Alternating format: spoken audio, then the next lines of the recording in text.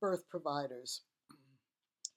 I gave birth in 1970, and in the United States, you went into the hospital, you saw an obstetrician, and there were labor and delivery nurses. There were standards of care, there were assessments, monitoring procedures that you don't experience today. I was shaved, I was given an enema, I couldn't eat, I couldn't drink, I couldn't get up and walk, but my husband was allowed to be with me. And at that time, there was a very high societal expectation that all expectant families learn birth and birth coaching skills. And the first childbirth preparation classes taught in the United States were Lamaze and the Bradley method, and they were taught pretty much in every hospital in the United States. So what happened during that period of time is that multiple millions, and let me say it again, multiple millions of women and men used some sort of skills to cope and to manage, handle, deal with, stay on top of, and feel in control. And fathers were birth coaches. But when I gave birth again in 1980, things had changed. Birth skills were passe because the next group of birth advocates were saying skills don't work to achieve these three goals of a natural birth, pain-free labor, with no medical interventions, which skills shouldn't have been focused on that anyway. They should have just been focused on coping better. However, they weren't. So birth advocates started to say skills don't achieve those three goals. Women just need choices. And choices weren't about women saying they wanted more medical care.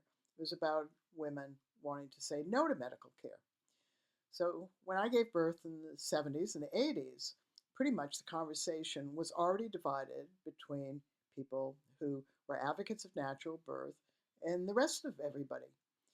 And when the Birthing Better skills developed in the 1980s by hundreds of mothers and fathers, every birth was included because 100% of pregnant women will give birth. As I say in the description, I've been at hundreds and hundreds of births in many states in the United States and in other countries, and at home births, hospitals, birthing center births. I have never seen anybody intentionally hurt a woman. And I have to tell you that. The idea that obstetricians are wandering around with knives waiting to go to play golf is just mean-spirited. That man or woman, whether labor and delivery nurse, whether it's a midwife, whether it's a doula, whether it's an obstetrician, is a human being. They could be your mother, your father, your sister, your brother, your son or your daughter, and you need to have a relationship with them. In some countries where you have continuity of care, you can develop a relationship, but it doesn't mean that that birth provider is going to be with you at the birth. Something might happen. And that's why it's important for us at Common Knowledge, our New Zealand NGO, is we have advocated for 50 years that all expectant families self-learn birth and birth coaching skills. Now, when I gave birth in 1970, we just went to the hospital, the evidence-based practice, the standards of care, the guidelines of practice, and we had whatever assessments, monitoring, and procedures were of the day. We just accepted that. And we accepted that because our mother's generation beforehand, when they were born, my mother was born in 1907, you didn't have that type of medical care. People, like all the people around the world where there's no medical care, have fears about birth. It's not that women died in childbirth. There are a lot of things between life and death. Women can suffer, which means they don't cope, they don't have skills, and they feel like they're going to die. Women tear, or they bleed, or they get infections. Problems happen with babies. So birth is problematic, and it is safe, and it sits in the line between those two things. The medical profession believes that it is safe in hindsight. The natural birth movement, the midwifery movement, believes it's safe unless proven otherwise. You know what? That's not important. What's important is that you have to do the activity of giving birth to your baby. I was fortunate. I did use Lamaze skills in 1970, and I had developed the Birthing Better skills by the time I gave birth in 1982. So I had those skills. I've got to tell you, you need to become skilled. I only worked with skilled families, and birth professionals loved working with them. So why do they love working with them? I worked with medically high-risk people. I have no medical background. I don't care what your birth is like. I care about what my birth's like. You don't care about what my birth's like. You care about your birth. So when I worked with people who were medically high risk and they became skilled and they had to negotiate with their obstetrician or their GP or their midwife, they did it because they would honestly say to these people, if I really feel that there's a problem, then we're going to sort it out with the best care possible. And if I'm behaving, if I'm coping, if I'm managing, if I'm dealing with, if I'm handling, if you see me coping well, and there is no indication that that issue is becoming a problem, then I want to continue the way I'm continuing. Now, how did we get to so many cesareans? Well, women didn't want to have a scar from their pubic bone up to their navel. We started to wear bikinis, so doctors came up with bikini cuts. The obstetrical community didn't form, the specialty of obstetrics didn't form until the 1950s. So there's been very, very rapid change.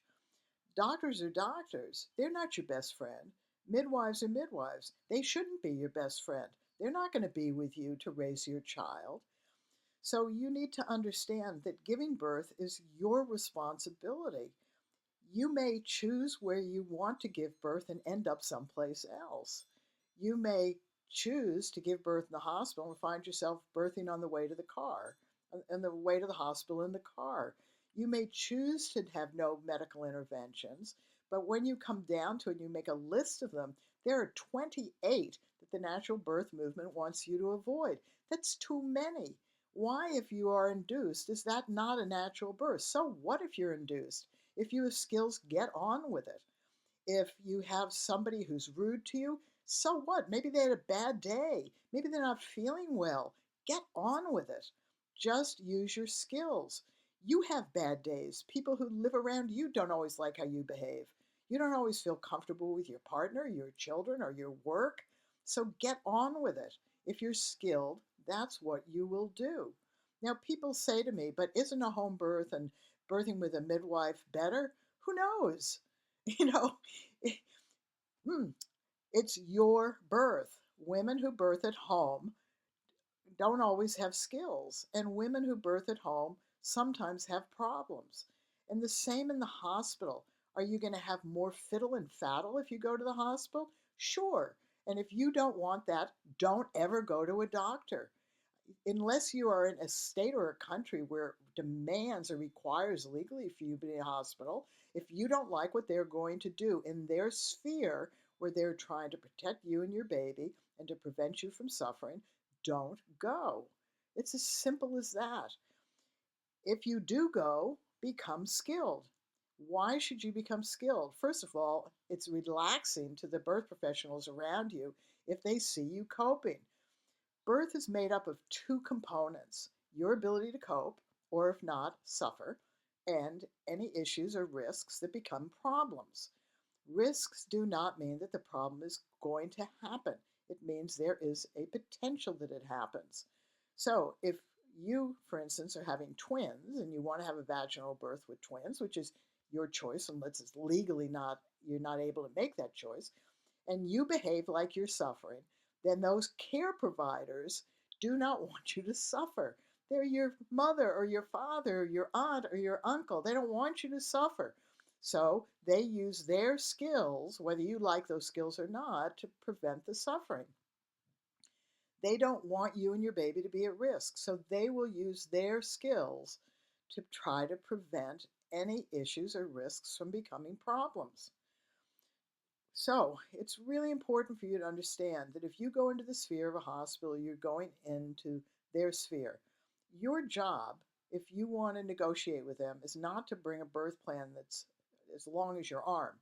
It is to cope and manage so that you can talk with them because they are human beings. And when they see women and men working well together and coping and managing, dealing with, handling, staying on top of, and feeling control, even if there are wires and tubes coming out of every single hole, they will negotiate because they know that an issue or a risk exhibits itself. So they're not inclined to do more than what is necessary. And if you have an issue or a risk, it's your responsibility if you feel that that problem is occurring, that you speak up and continue to use your skills, even if you move from a labor into being prepped for a cesarean. This is your baby's birth. So use skills to birth your baby. If you are at a home birth, that midwife who is with you has a family. She has the right to be with her family. Midwives absolutely have been crazy about what they believe their role is. I live in New Zealand, where there is a continuity care midwifery model in which midwives give women 24/7 care, and they expect that that's empowering women. Instead, midwives are exhausted, and women are not empowered because there is not a skilled based approach to the partnership. Women just make choices and expect the midwife to provide them with those choices. And under a midwifery model of care in New Zealand, the cesarean rate has gone from 12.9% to 26 plus percent. We must have a skilled birthing population. And we, as women, consumers of delivery of service, and men, we must become skilled. This is our baby's birth. It's as simple as that. After the birth is over, we have to take care of our baby. When we are pregnant, our baby is already here. For us to believe that they have to provide us with the birth that we want is absolutely crazy. It's been crazy from the start. Should you say no to medical assessments and monitoring and procedures? I don't know. But why does it matter if they believe that having assessments, monitoring procedures are safeguarding you and your baby? In the United States, there has never been a lawsuit uh, for an unnecessary cesarean, only for ones not performed soon enough. Why is the medical profession in the United States jumpy? They're jumpy because women are saying, I don't want, I don't want. If something happens, they get blamed. So we have to stop. You have to understand that person who is caring for you has a life. They are not responsible for your birth. Even with skills, you cannot guarantee that you are going to have a good labor or a good outcome. What having skills gives you is the ability to cope, to manage, to deal with, to work through, to handle, to emotionally and physically stay on top of the sensations you feel and what's happening to or around you, and to feel at least some level of control. None of us can control the external environment. I can't control a minute from now, nor can you. However, if I am a skilled human being, then I will deal with what is in front of me. It's important as that. This is one of the reasons we're doing this course now with COVID-19 breathing down our necks, because we are going into hospitals, we are having home births when professionals, birth professionals, are very stressed by what's going on in society. It is our responsibility to become skilled and to ease off of them. It is our birth. Now, I want to tell you about how women respond to things. I have watched hundreds and hundreds and hundreds of women birth. I want to tell you, I have seen the nicest care providers and the women bitch about them. I have seen fathers absolutely be amazing and the women bitch about them. So you need to understand that how we feel as women, we have to temper that. There is nobody around us at a birth who is responsible for what we are doing or how we are feeling. We're responsible. If we can't cope, we are more likely to strike out to other people. We are full of shame, blame, guilt, anger, disappointment, frustration. And do you know really who we feel that toward? Is ourselves, because we know something is missing. And that something is missing because when I gave birth in 1970, it wasn't missing. We all had skills, multiple millions of us from the 60s to the mid 70s. We didn't always think the skills worked. They always weren't the best. They didn't adapt. They weren't adjustable. They often weren't sustainable. And they were trying to target low risk women having normal births instead of all of us. But when Birthing Better developed, we took care of all that. We just said 100% of pregnant women are going to give birth, so we need skills for all births.